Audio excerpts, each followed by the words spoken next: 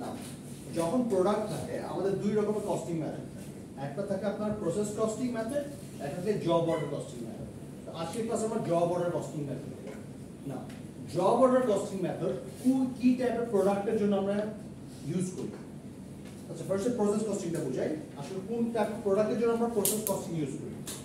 A company produce many units of single product. Say for example এই চেয়ারটা, ওকে, আমি শুধু কালো চেয়ার বানাবো, একই ডাইমেনশনে, একই স্টিলে, একই ফোমে, একই কালার, কোনো চেঞ্জ নেই।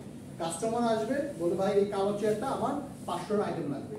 সে বলতে পারে না ভাই আমার একটু ব্লু করে দাও চেয়ারটা, বা ভাই আমার একটু পিঙ্ক করে দাও, না, ইউ ডোন্ট হ্যাভ আ সে।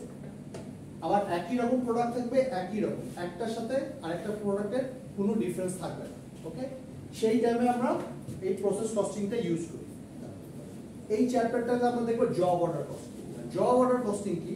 সবচেয়ে বেস্ট এক্সাম্পল হচ্ছে আমাদের লোকাল ফার্নিচার দোকান।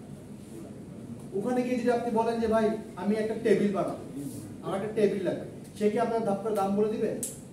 সে ফার্স্টে কি জিজ্ঞেস করবে? ভাই কি কাঠ নিবে, কত বড় টেবিল বানাবেন, ফ্রেম দিয়ে বানাবেন না পুরো গর্জন দিয়ে বানাবেন, নাকি পুরোটা চিনি ভয়ঙ্কর কাঠটার নাম কি সবচেয়ে শক্ত? সেগুন। আব্বাদের আমলে থাকে আর কি, ওই সেই বানাইছে 1971 সালে, এখনো রাখবে সেগুন গাছের, মানে বিভিন্ন কাঠ। আপনাকে জিজ্ঞেস করবো আপনি ভাই কি ম্যাটেরিয়াল ইউজ করবেন, রাইট? সেটাকে আমরা বলি জব অর্ডার কস্টিং। সেটা হচ্ছে যে কাস্টমারের যা নিডস, কাস্টমারের যে ওয়ান্টস, সেই বিষয়ে আমরা প্রোডাক্টটা বানাবো এবং সেভাবে আমরা কস্টিং করবো, রাইট? আচ্ছা, এখানে যাওয়া একটু দেখলাম কনফিউজ হয়ে যাবে। আমরা যখন কস্টিং করি আমরা কোন তিনটা জিনিস ফার্স্টে কনসিডার করি, কি কি অ্যাড করি?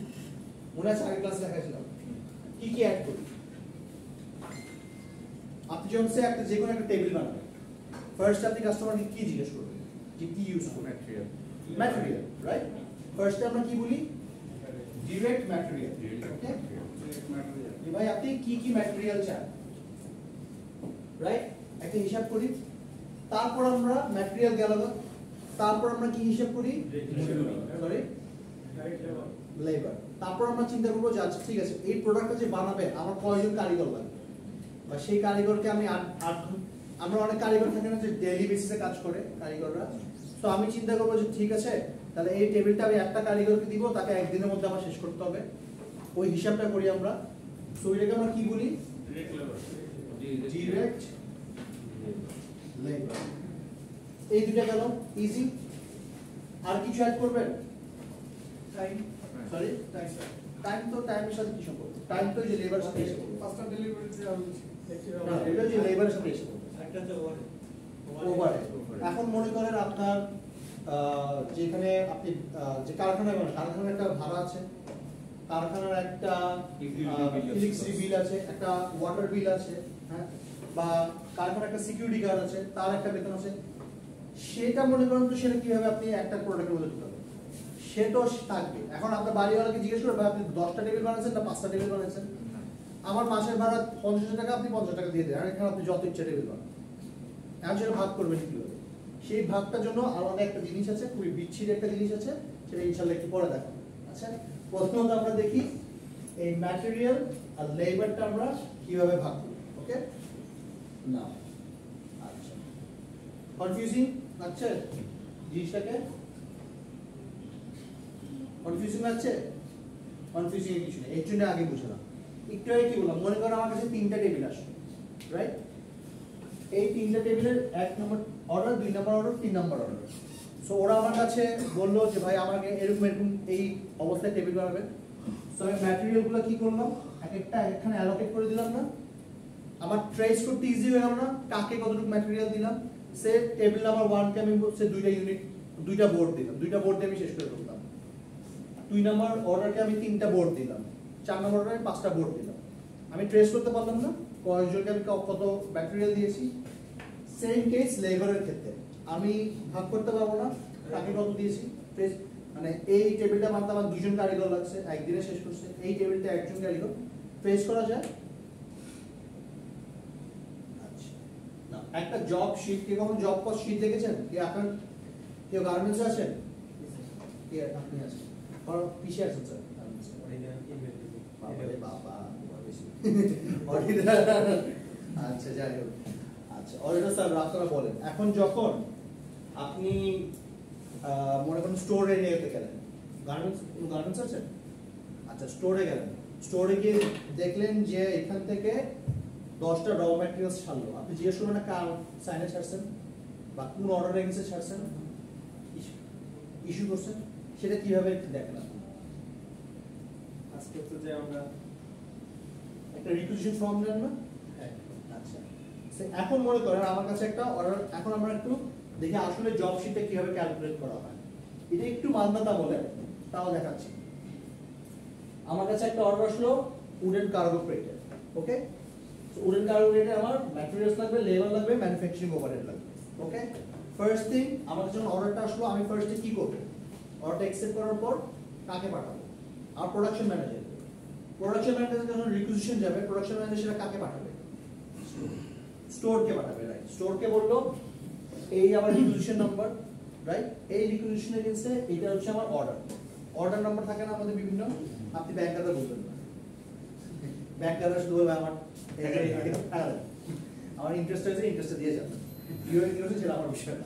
আচ্ছা এখন স্টোরের কাছে আমি বলি না ভাই এই অর্ডার এগেইনস্টে আমার এই নাম্বারটা দেন, সো আমি একটা রিকুইজিশন ফর্ম পাঠালাম, আমার প্রোডাকশন ম্যানেজার তার স্টোরকে রিকুইজিশন ফর্ম পাঠালো, সো বললো 12টা ইউনিট লাগবে, 12 ফিটে 12টা ইউনিট লাগবে, পার ইউনিট কত টাকা আমার, 3 টাকা, 12 ফিটের 20টা ইউনিট লাগবে, পার ইউনিট কত আমার, 4 টাকা, ইজি ক্যালকুলেট করা, ডিফিকাল্ট কিছু না, ট্রেস করা যায়।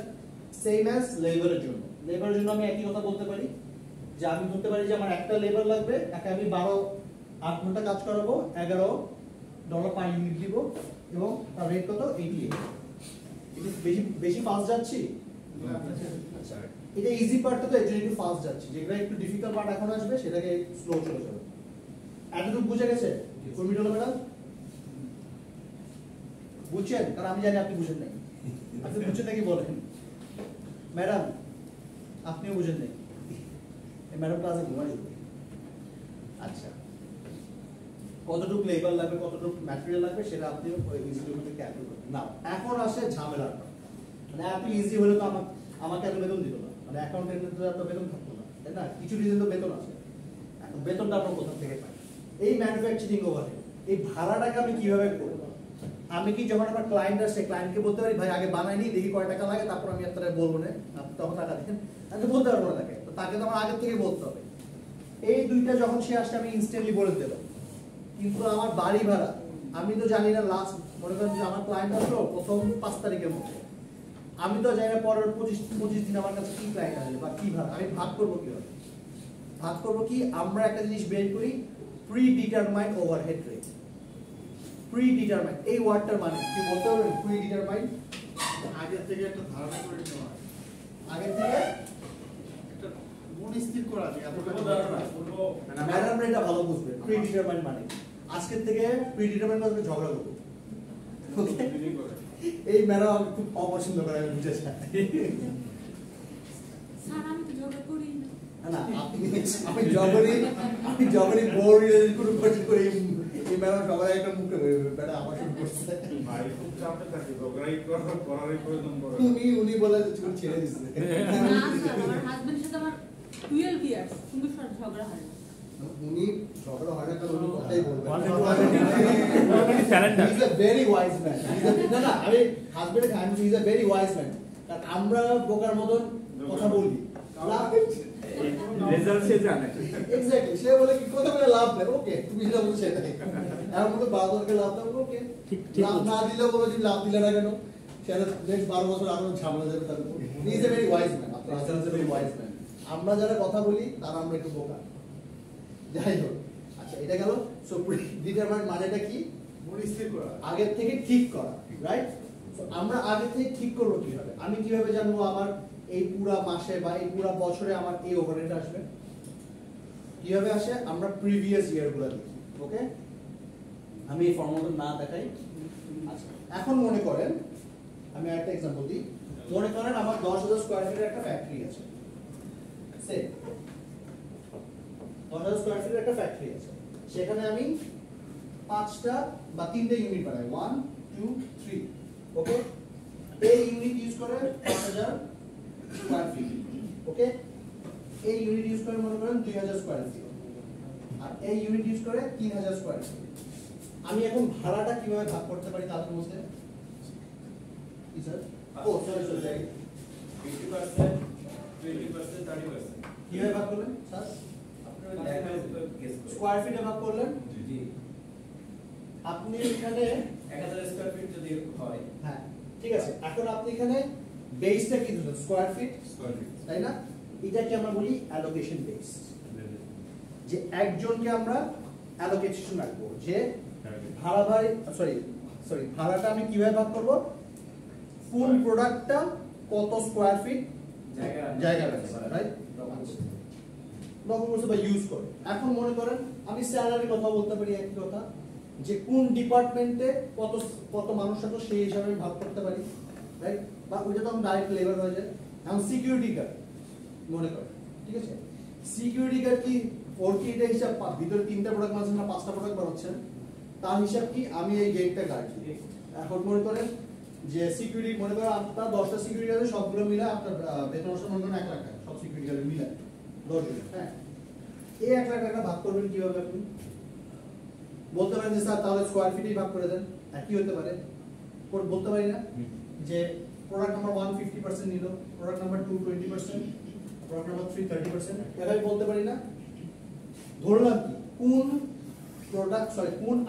প্রোডাক্টটা কত স্কয়ার ফিট ইউজ করতেছে স্কয়ার ফিট ধরলাম না আমি সেটা আমরা বলি অ্যালোকেশন ওকে মাঝে মাঝে আমরা লেবার আওয়ারও ধরি এমন ইলেকট্রিসিটি ঠিক আছে এখন মনে করেন প্রোডাক্ট এ পুরোপুরি লেবার বেস ওর কোনো মেশিনই লাগে ঠিক আছে পুরোপুরি মনে করেন এখানে আমি শুধু প্রিন্টিং করতেছি বা অন্য কিছু করতেছি আমার কোনো মেশিনই লাগে না এখন মনে করেন আমার ইলেকট্রিসিটি ভাড়া আসলো এই মাসে সে এই ধরেন 1 লাখ টাকা ঠিক আছে এইটাকে আমি ভাগ করবো কিভাবে এখন আমি যদি প্রোডাক্ট এ কে 50% প্রোডাক্ট ভাড়া দিয়ে দিই তাহলে ওর সাথে একটা মাইন্ড সেট হয়ে গেল না ওর কস্টিংটা হাই হয়ে গেল না ওভার ভাই আমি তো মেশিন ইউজই করি না আমার তো সব লেবার তুমি আমার 50,000 টাকা যদি আমার কস্টিং এ ঢুকাই দাও তাহলে তো আমার অনেক মানে আমার যে কম দামি প্রোডাক্ট সেটা অনেক দামি হয়ে গেল আবার মনে করেন এই ভাইজান পুরোপুরি মেশিন বেসড তাই না তো তখন ওর উপর বেশি মেশিন দেওয়া উচিত না আমার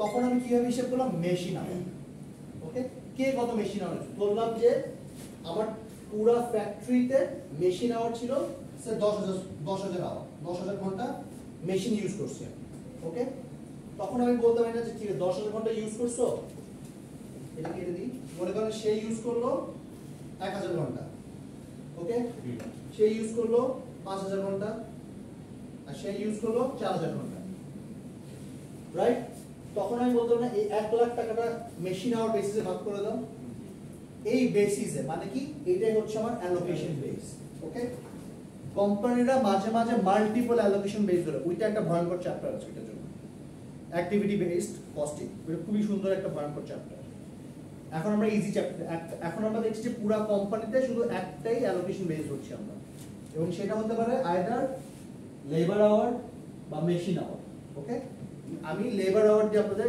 ইজিলি এক্সপ্লেইন করব ফার্স্ট উইয়ার্ড লাগতেছে আপনাদের এই ফর্মুলাটা আচ্ছা আমি ফর্মুলাটা ইজি করে দিই ওকে জাস্ট কমন সেন্স ইউজ করি এখন মনে করেন আমার নেক্সট মাসে ইলেকট্রিসিটি ভাড়া আজ কত আসবে আমি কিভাবে আগে ডিসাইড করব লাস্ট মান্থে কি রকম আসছিল লাস্ট 6 মান্থের পরে একদম ঠিক প্রিভিয়াস গুলো আমি দেখবো এখন মনে করেন আমি বললাম আমি একটু বছরে চলে যাই হ্যাঁ আমি এখন মনে করেন 2024 সালের কস্টিং করতেছি ওকে ম্যানুফ্যাকচারিং ওভারহেড বের করব সো আমি কি দেখবো 2021 কত আসলো 2022 কত আসলো 2023 কত আসলো এই ডেটাগুলো তো আমার কাছে আছে রাইট সেম মনে করেন 2021 আমার 10 লাখ টাকা আসলো 2022 আমার 11 লাখ টাকা আসলো 2023 এর মধ্যে আমার 13 লাখ টাকা আসলো রাইট পুরো বছরে আমার এই ওভারহেড আছে আমি বলতে পারি না অন অ্যান এভারেজ 11% থেকে 12% এর মধ্যে বাড়াবাড়ি করে আর এটা 10% বাড়ছে রাইট এটা ধরুন 11% এর মধ্যে বাড়ছে তো আমি বলতে পারি না যে ঠিক আছে মোস্ট প্রবাবলি নেক্সট ইয়ার ওভারহেডটা আরেকটু বেশি বাড়বে মেবি আমার তেলের দাম বেড়ে গেছে আমার আলহামদুলিল্লাহ আমার ইলেকট্রিসিটি দামও বেড়ে যাচ্ছে, আলহামদুলিল্লাহ কিছু করার নেই, রেকর্ডিং হচ্ছে আলহামদুলিল্লাহ বলতে অপশন কি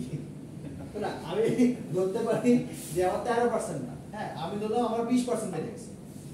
মানে কস্টিংটা যখন করবেন কস্টিং একটু বাড়ায় করতে হয়, যাতে আপনি যদি কম কস্টিং করেন বাই এনি চান্স মনে করেন আপনি 15% ধরলেন, হ্যাঁ কিন্তু আপনার কস্টিং বেড়েছে 20%, তখন কি আপনি চেঞ্জ করতে পারবেন না, লস এসে পড়বে। সো কস্টিং যখন করবেন একটু বাড়ায় করলে বেটার হয়। আমি ধরে নিলাম আমার 20% বাড়বে, তাহলে আমার কত আসে 15,20,000, না এটা কত আসে 1,30,000 না 2,60,000, 2,60,000 আসলে তাহলে 15,60,000 পারবে বলতে পারি না, আমি বলতে পারি। তাহলে আমি এস্টিমেটেড করলাম কি আমার 2024 সালে 15 লাখ টোটাল 15,60,000 টাকা আনুষঙ্গিক খরচ ম্যাটেরিয়ালস এবং লেবার ছাড়া, বাকি যা এটা কিন্তু ফ্যাক্টরির খরচ, হেড অফিসের খরচ না, শুধু ফ্যাক্টরির খরচ আমি বলতে পারি যে আমার 15 lakh electricity security sir sir for example 2023 সালে আমার ডলার রেট ছিল 76 টাকা, 2024 সালে হয়েছে 130 টাকা। হ্যাঁ তাহলে আপনি প্রিভিয়াস ইয়ারে ভ্যালুয়েশন করে কিভাবে এটা অ্যাসাইনমেন্ট করে ওটাই বল, তখন আসে একটা এক্সপেরিয়েন্স উপর ডিপেন্ড করে। আমি জাস্ট একটা एग्जांपल বলবো, হ্যাঁ এখন আপনি এখানে 20% নাও বলতে পারেন, হ্যাঁ আপনি বলতে পারেন না 30% পাবো, এর জন্য বললাম একটু বাড়ায় দিতে, আমি বোঝানোর জন্য 20% বললাম। আপনি ওখানে 30, এখন বিভিন্ন, এখন আমি ডলারের ব্যবসায়ী করি, ডলারের সাথে সম্পর্ক নেই সে ফর एग्जांपल, বাট ইনডিরেক্টলি কোথাও না কোথাও আমার ইমপ্যাক্ট করবে, তাই না? এর জন্য আমি বললাম যে আগে সবসময় যেখানে 10-12% বাড়ছিল আমি বললাম 20% বাড়ছে। ডলার রেট আছে, বলতে পারেন আপনার অনেক কিছু আছে, ফুয়েল কস্ট আছে, ডলার রেট আছে, অনেক কিছু। এখন মনে করেন 2020 সালে কে চিন্তা করছিল চায়নায় একজন বাদুড় খাবে আমার এখানে ব্যবসা বন্ধ হয়ে যাবে? কেউ চিন্তা করছিল? এই কিছু জিনিস যেটা আনফরসেবল, তাই না, চিন্তা কে করা যায় না এরকম, মানে এর জন্য আমরা প্রিভিয়াস ইয়ার ডেটা বা ফিউচারে আমাদের কি হতে পারে। এখন মনে করেন election year, say for example election year যারা গভর্নমেন্ট কনস্ট্রাকশন করে ধরেই নেবেন 80% বিল পাচ্ছেন না এই বছর। কারা কেউ আছেন গভর্নমেন্ট কনস্ট্রাকশনে বা কোন জবে আছেন যে আপনাদের গভর্নমেন্ট কনস্ট্রাকশন ইনভলভ? আচ্ছা হ্যাঁ ডেভেলপার কি আছে? ডেভেলপার না, ডেভেলপার প্রাইভেট। গভর্নমেন্ট কনস্ট্রাকশন যারা আছে তারা জানেন নির্বাচনের বছরে তারা ওই এক বছর কোনো বিল পাবে না, মানে পাবে 20%, 10%, কেন পাবে না বলতে পারবেন?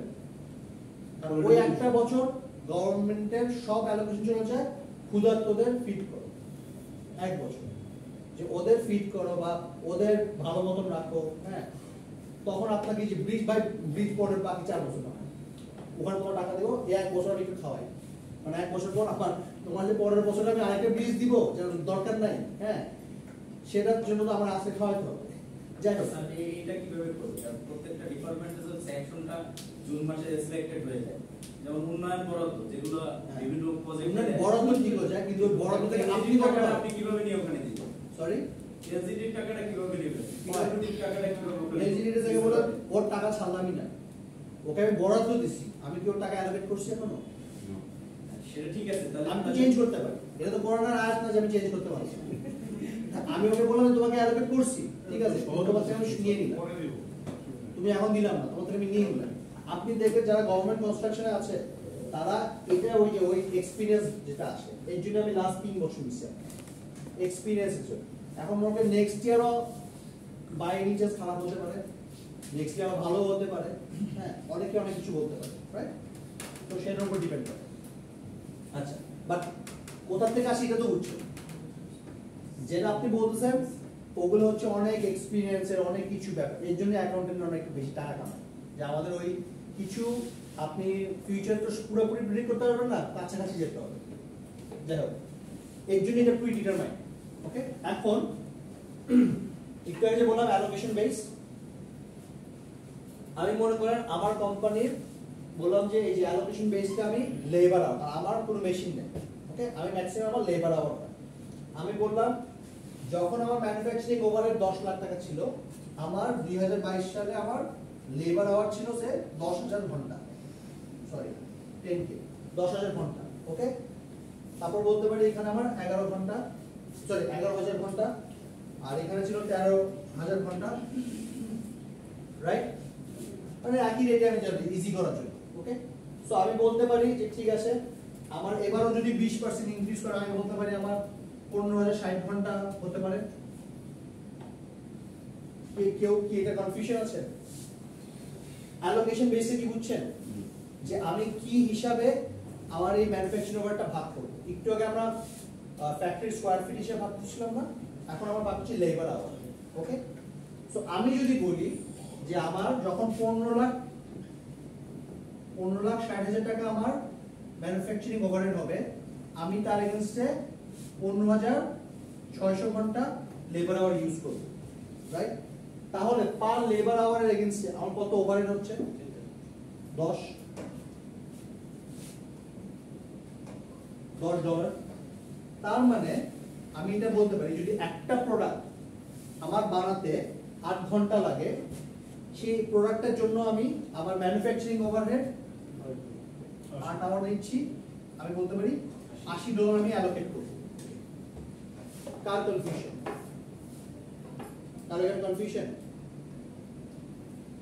আমি জানি একটু কমপ্লিকেটেড, বুঝে দিচ্ছি।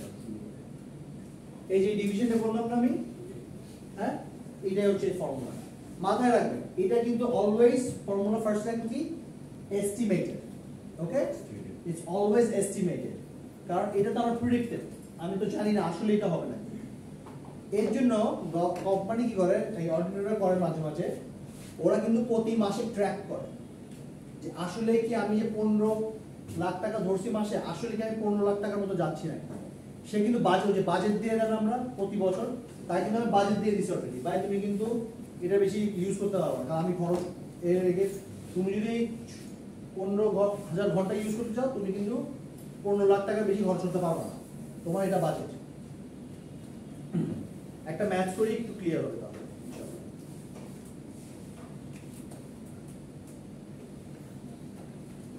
এই ম্যাথটা আসে, এই ম্যাথটা আসে। স্যার একটু কোশ্চেনটা সবাই একটু কষ্ট করে করেন, এই ম্যাথটা ট্রাই করেন তাহলে একটু ইজি হবে।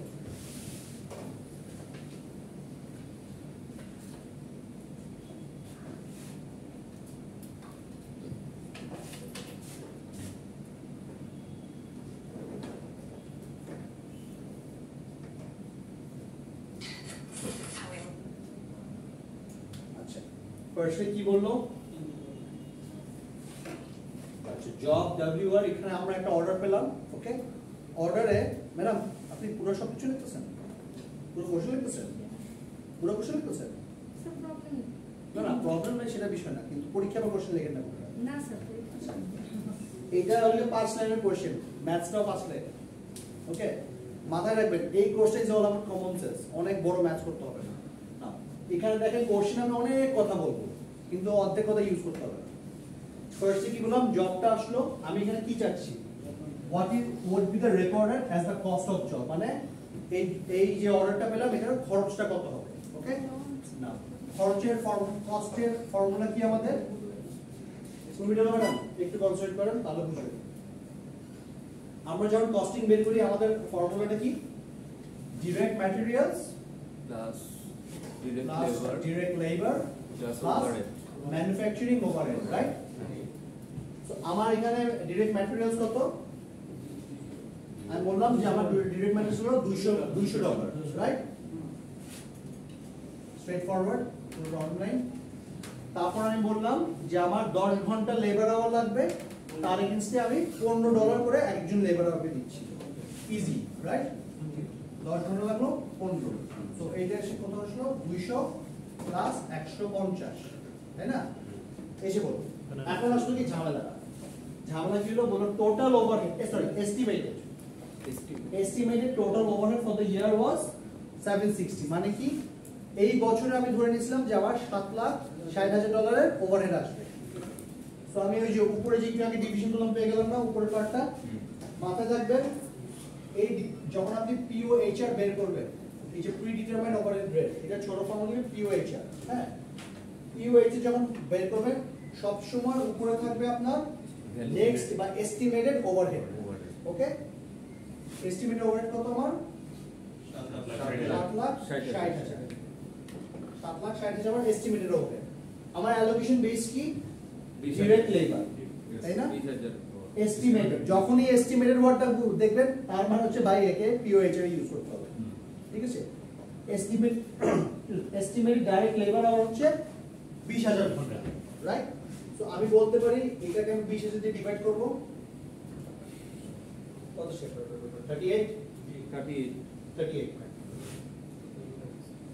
38 আসলো আমার $38 পার আওয়ার আমি বলতে পারি, রাইট? সো এই কাজটা করতে আমার কয় ঘন্টা লাগছে? 10 ঘন্টা। তাহলে আমি বলতে পারি 10 আওয়ার্স। কারণ কেন এখানে বলেন স্যার আপনি 10 আওয়ার্স কেন দিলেন, বলতে পারেন না? কারণ আমি ডিভিশন করছি কি দিয়ে? লেবার আওয়ার দিয়ে না? সো এর জন্য আমি এখানে লেবারটা দেখব যে আমি 10 ঘন্টা ইউজ করছি এই প্রোডাক্টটা বানাতে। সো 10 ঘন্টার এগেইনস্ট আমার পার ঘন্টায় আমার ওভারহেড কত ছিল? 38 টাকা। সো আমি 38 লিখে দিতে পারি এখানে, রাইট? তাহলে এখানে আছে 380, রাইট? 730 730 বলতে পারি এই যে প্রোডাক্টটা বানালাম ওর খরচ হবে $730 তাকে বানাতে। কারো কনফিউশন স্যার? সরি টিমটা আবার একটু এক্স্যাক্টলি আমি জানতাম এটা দিয়ে কোশ্চেন থাকে, ভেরি নরমাল। যে বলেন স্যার এটা তো লেবার আওয়ার ছিল, তো আপনি আবার ওভারহেড কেন ইউজ করবেন, তাই না? আমি যদি মনে আছে বললাম যে অ্যালোকেশন বেস, তাকে থোপ দিয়ে ধরবেন, কার এগেইনস্টে থোপটা দিবেন। আমি এখানে ডিভিশন করছি কি আপনি দিয়ে, এই যে এস্টিমেটেড লেবার আওয়ার ধরছি না আমি, তার মানে এস্টিমেটেড লেবার আওয়ারটাই হলো কি আমার অ্যালোকেশন বেস। যাকে আপনি এস্টিমেটেড ওভারহেড দিয়ে ডিভাইড দিবেন তাকে আপনি এটার সাথে মাল্টিপ্লাই করবেন, ওকে? আমি ওকে বেসটা ধরছি যে এই লেবার আওয়ারটা আমার বেস, লেবার আওয়ার বেসিসে আমি ওভারহেড রেটটা ক্যালকুলেট করব। একটু আগে যে আমরা বাড়ি ভাড়া ক্যালকুলেট করছিলাম না স্কয়ার ফিটের এগেইনস্টে, এই যে এটা আমরা এই ওভারহেডটা রেট ইউজ করছি আমরা লেবার আওয়ার এগেইনস্ট। পিওএইচ এর হচ্ছে পার আওয়ার, না না না, এটা আছে পিওএইচ এর হচ্ছে প্রিডিটারমাইন্ড ওভারহেড রেট। না না না বলতেছি 38 যেটা আসলো ওটা পার আওয়ারের পার আওয়ার, এক্স্যাক্টলি পার আওয়ারে আমি পার আওয়ার যতক্ষণ লেবার আওয়ার ইউজ করব পার আওয়ার আমি 38 টাকা ওর চার্জ করব।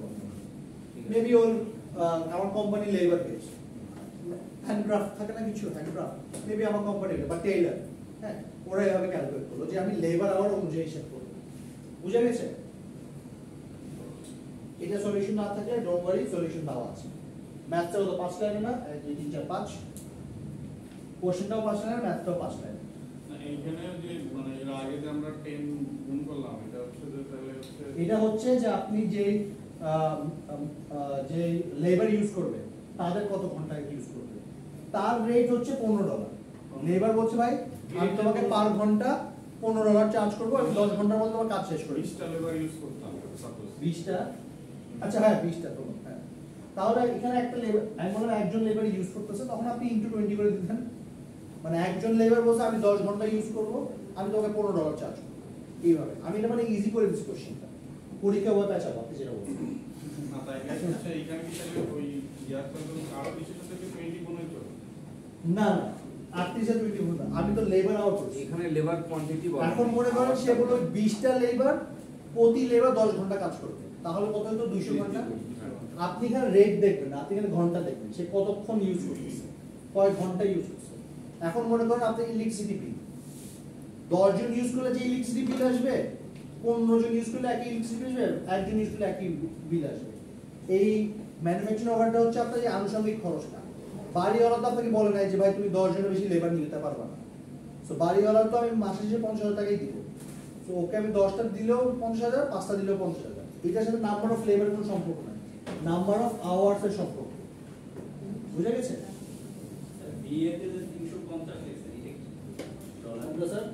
এখানে বিএর মধ্যে যে 200 পরে যে $350 এটা কিছু এটা অপশন ছিল, এটা এমসিকিউ। ও আচ্ছা আচ্ছা এটা এমসিকিউ, যে রাইট আনসার হলো ডি। ওকে, কারো কনফিউশন? ক্লাস করা হলো সাজেটা। তাহলে আজকে নতুন কিছু স্টার্ট করলাম না আমি, খুশি আছে। অ্যাটেন্ডেন্স আপনাদের ফেভারিট জিনিস টাইম অফ করে ফেভারিট আপনাদের ফেভারিট জিনিস